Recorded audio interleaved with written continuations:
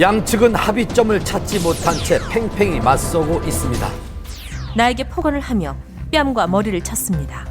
남편 류시원은 의처증 증세가 있었고 그래서 나를 감시하기 위해 GPS를 부착한 것입니다.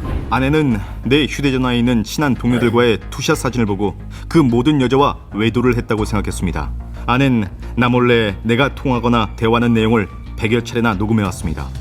두 사람의 엇갈린 주장이 펼쳐진 가운데 검찰은 류시원 씨가 아내를 폭행하고 협박한 혐의와 아내가 사용하는 차량의 위치 추적 프로그램을 설치해 상당 기간 동안 수집해온 혐의로 징역 8호를 구형했습니다. 그리고 바로 어제 오후 공판이 열렸는데요. 피고인으로 류시원 씨의 이름을 확인할 수가 있었습니다. 네, 자 이날 법원에 류시원 씨가 출석하자 많은 취재진이 몰렸습니다. 어두운 표정과 손으로 일관한 모습입니다. 류시원 씨에 대한 선고 공판이었는데요. 그 위치 정보 수집이랑 협박 그리고 부인 조 씨에 대한 폭행 혐의에 대해서 그 혐의를 선고하는 그런 공판이었습니다. 이혼 소송과는 별개로 진행된 형사 재판에 대한 선고 공판. 재판부는 류시원 씨에게 벌금 700만 원을 선고했습니다. 결정적인 증거는 바로 음성 파일 녹취 CD였습니다. 제출된 녹음 증거에 살과 살이 부딪히는 소리 등이 들리는 것으로 볼 때 상당히 약한 강도라도 부인을 폭행한 점이 인정된다. 아내를 협박한 혐의에 대해서는 부인 차량에 몰래 GPS를 부착했을 뿐 아니라 사람을 고용해 행적을 감시할 수도 있다는 취지의 발언을 한 점도 인정된다.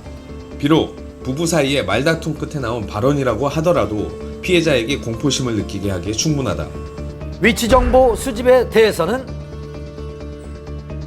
남편이라고 하더라도 부인 차량의 위치 추적 장치를 불가피하고 긴급하게 설치해야 한다고 보기에는 어렵다. 이에 류시원 씨의 혐의를 인정하고 벌금형을 선고했습니다. 지난번 결심에서는 검찰이 징역 8월을 구형을 했었는데요. 재판부에서는 류시원 씨가 이전까지 전과가 없었다는 점 그리고 벌금형 2차례 정도만 있었다는 것을 고려해서 벌금 700만 원 정도로 선고를 했습니다. 이번 선고가 이혼 소송에도 영향을 미칠지 귀추가 주목되고 있습니다. 물론 이혼 소송과 이번 형사재판과는 별개의 재판이지만 형사재판에서 일단 1심이지만 유죄가 선고됨으로 인해서 기타 혼인관계를 지속할 수 없는 중대한 사유 중에 하나로 인정될 수 있기 때문에 이혼 소송에서도 굉장히 불리하게 판단할 수가 있죠. 선고 공판을 마치고 법정을 나서는 류시원 씨. 이번 유죄 판결에 대한 입장은 어떤지 들어봤습니다. 한 말씀만 부탁드릴게요. 일단 비록 벌금형이 나오긴 했지만 저는 결백하기 때문에 무죄가 나올 때까지 끝까지 싸울 거고요. 당연히 항소할 겁니다. 네, 감사합니다. 또다시 예고된 치열한 법정 공방. 향후 추이를 좀 더 지켜봐야 할 것 같습니다.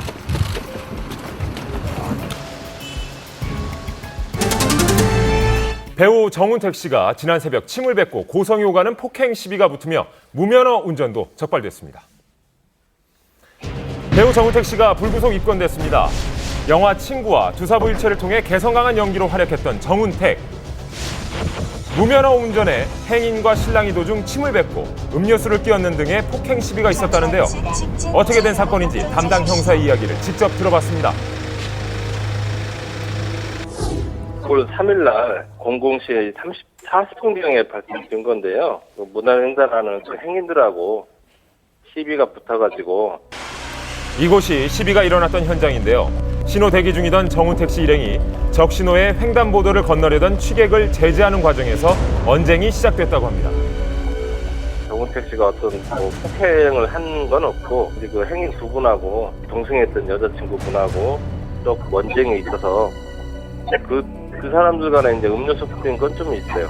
침을 뱉었다고도 하고요. 폭행에는 가담하지 않았지만 불구속 입건될 수밖에 없는 이유가 있었습니다. 현장에서는 이제 무면허 운전은 아마 부인을 한 걸로 알고 있는데 횡단보도 근처에 보니까 어떤 가게에 CCTV가 있더라고요. 그래서 그걸 확보를 하고. 여기서 주목할 만한 점은 그 정운택 씨가 2004년에 그 면허가 취소된 점인데요. 경찰이 그 CCTV 화면을 분석을 하고 조사를 하는 과정에서 지인이 몸살을 호소하자 정운택 씨가 스스로 자신이 이 차량을 무면허인 상태에서 운전을 했다고 자백을 한 것입니다. 정운택 씨의 불구속 입건은 이번이 처음이 아닙니다. 불과 2년 전 일반인과 시비 끝에 전치 20주에 달하는 폭행 혐의로 조사를 받은 적이 있습니다. 정은택 씨는 지난 2011년